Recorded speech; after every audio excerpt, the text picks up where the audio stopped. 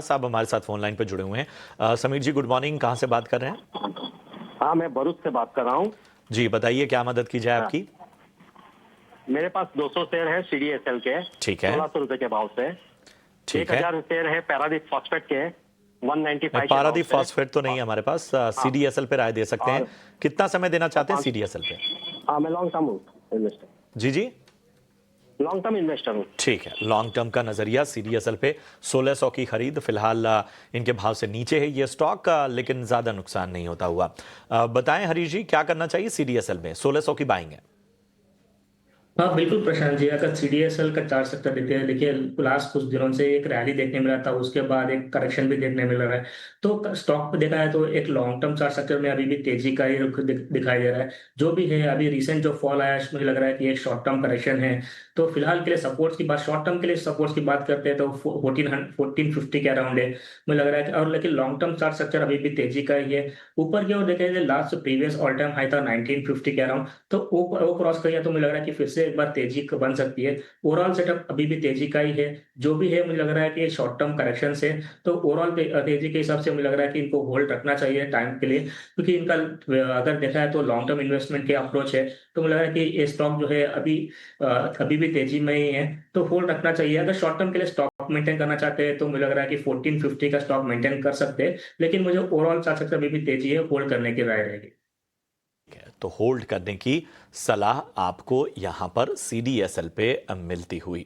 चलिए, इसी के साथ हम आपको यहां पर छोड़ जाते हैं अपने नंबर्स के साथ। फिलहाल हमें एक ब्रेक के लिए रुकना होगा। ब्रेक के उस पार हम आपके सवालों को शामिल करेंगे। अपने सवाल हम तक पहुंचाते हैं। ये क्या है, इसमें कितना रुकना चाहते हैं? मैम इसमें वैसे तो लॉन्ग टर्म का था, लेकिन जैसे जैसे ये फ्लैक्चुएट ज्यादा कर रहा है, मतलब इसमें उतार चढ़ाव रहते हैं, तो उसमें थोड़ी दिक्कत आ रही है मुझे। 160 कहा कि 160 कहा? 160 160 160 सर मैम। 160। मेरे ख्याल से लंबा रुकने के लिए आपके पास बाइंग प्राइस बहुत अच्छा है, काफ़ी कंफर्टेबल है, और तमाम उतार चढ़ाव के बावजूद भी मेरे ख्याल से आप लंबा रुक सकते हैं इस बाइंग प्राइस को लेकर। बहरहाल हरीश हमारे साथ जुड़े हुए हैं, उनसे भी एक लेते हैं सलाह। हरीश, चिंता है इस सेक्टर में, no doubt about it, but इनकी बाइंग प्राइस बहुत ही बढ़िया है, लिहाजा रुकने की सलाह। और बिल्कुल, अगर देखा जाए तो विप्रो में हमने देखा है कि बहुत सारे IT स्टॉक्स में बहुत ज़्यादा थोड़ा वीकनेस देखने मिल रहा था लास्ट कुछ दिनों से।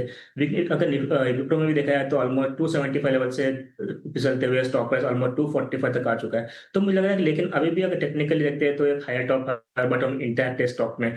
तो मुझे लग रहा है अभी तक ज़्यादा कुछ वीकनेस नहीं नजर आ रहा है। अभी इमीडिएट बेस में सपोर्ट की बात करते हैं जो 225 लेवल्स के ऊपर आसपास है। तो जब तक इसके ऊपर टिका हुआ है, मुझे लग रहा है कि कोई वीकनेस नहीं, जो भी है बाउंस बैक देखने मिल सकता है। तो 225 एक स्ट्रॉन्ग सपोर्ट जोन बन के रहेगा। ऊपर की और शॉर्ट टर्म की बात करते हैं तो मुझे लग रहा है कि 275 एक रेजिस्टेंस जोन है, लेकिन ओवरऑल चार्ट सेक्टर तेजी का है। लॉन्ग टर्म प्रोस्पेक्टिव से देखते हैं तो मुझे लग रहा है कि इसमें बने रहना चाहिए अभी भी। अगर उनका कुछ रिस्क के हिसाब से अगर स्टॉप लॉस मेंटेन करना चाहिए, 225 के आसपास स्टॉप मेंटेन कर सकते हैं। जब तक इसके ऊपर टिका हुआ है बिल्कुल होल्ड करना चाहिए। और लंबी अवधि के लिए देखते हैं तो मुझे लग रहा है कि यहाँ पे 320 के लेवल्स भी देखने मिल सकता है। तो पोजिशनल बेसिस में मुझे लग रहा है कि अच्छा है स्टॉक, और स्पेसिफिक होल्ड करना चाहिए विप्रो।